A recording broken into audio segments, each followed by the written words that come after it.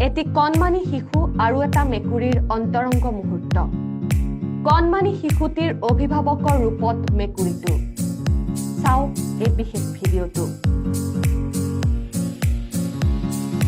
শিশুটোৰ সুৰক্ষাৰ বাবে মেকুৰীটোৱে পালন কৰিছে অভিভাৱকৰ দায়িত্ব সম্প্ৰতি এই ভিডিঅ'টোৱে লাভ কৰিছে বিশেষ চৰ্চা